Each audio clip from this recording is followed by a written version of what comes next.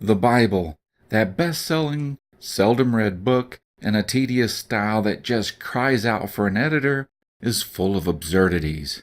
There are contradictions, factual errors, magic, and the just downright bizarre.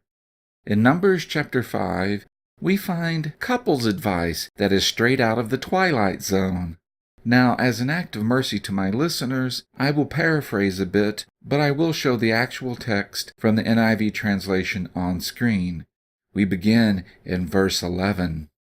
Then the Lord Yahweh said to Moses, "Speak to the Israelites and say, if a man's wife commits adultery but doesn't get caught, and if feelings of jealousy come over her husband, and he suspects things, or maybe she really didn't cheat on him at all, then he is to take his wife to the priest. He must also take a grain offering for jealousy, a reminder to draw attention to wrongdoing. The priest shall bring her and have her stand before the Lord Yahweh."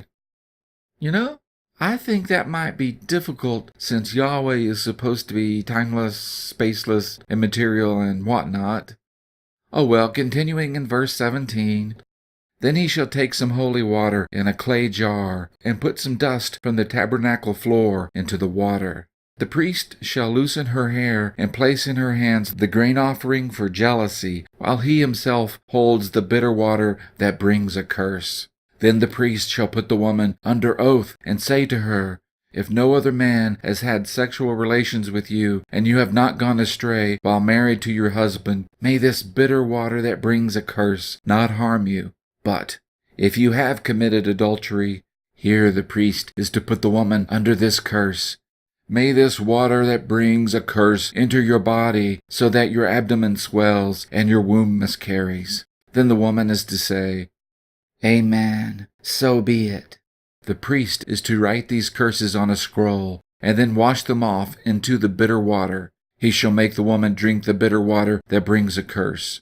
And skipping to verse 27, if she has made herself impure and been unfaithful to her husband, this shall be the result.